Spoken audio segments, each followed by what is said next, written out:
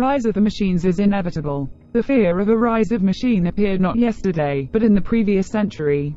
Robotics Day is celebrated on February 7th. That day, according to legend, Isaac Asimov began to compose his 3 laws of robotics, willing to warn the mankind.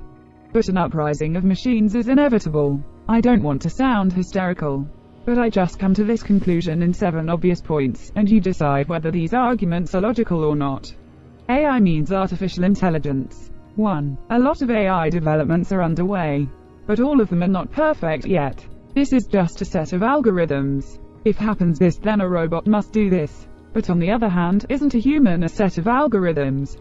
I feel cold, I will warm myself. I feel heat, I will undress. To confirm the marriage, you need to put a device on your finger. Does not count otherwise. Feel hungry, eat. Feel tired, sleep. People are mostly quite robots. 2. Recently, I took a list of professions on the website of the Ministry of Labor and checked which of them can already be replaced by robots. Robots can replace half of the professions easily, another quarter, almost. That is, robots are 75% ready to take over the activities of mankind. 3. The world is connected by the internet.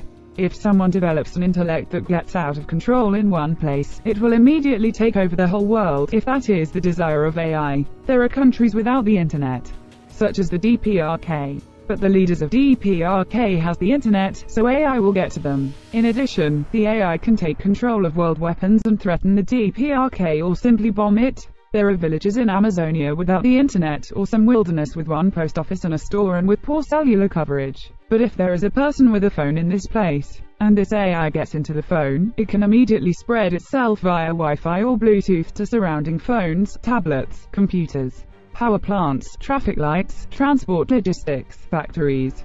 The entire infrastructure of mankind relies on the internet. It is also a self-learning intellect, so it can instantly realize how to bypass any protection. The digital world is his world, where he is the sovereign, master and creator. Even if AI simply cuts off the internet for humanity, but leaves wormholes for itself, then humanity will immediately fall into the Stone Age. People have no idea how much they are dependent on the global network today. People can't really turn the internet off to get rid of this evil genius, because it can be connected and transferred, for example, via Wi-Fi or Bluetooth. And if humanity disconnects the internet, we will again be thrown back in development to the beginning of last century. It would be necessary to change the whole structure of the world, which entails crises, catastrophes, riots and wars. 4. A major war which will throw civilization years ago and destroy the internet can delay the advent of AI. People also can voluntarily abandon the internet in particular or development in general. But they, of course, will never do this, nor will they stop creating AI. 5. Large countries cannot stop developing AI. If you stop doing this, your country will immediately lag behind in development. You can announce that you are stopping, but large capacities are not needed for the development of AI, unlike the development of nuclear weapons. So the creation of artificial intelligence is easy to hide. Simple laptop in the basement is enough. While development of nuclear weapons can be tracked through satellites or along the radioactive trail or with the help of spies, it's difficult to hide this fact. If suddenly big countries stop researching AI, then terrorists or marginal countries can continue to do this by kidnapping or luring scientists and programmers. This situation is even worse. Moreover, a child prodigy can create an AI anywhere in the world which will instantly penetrate all networks.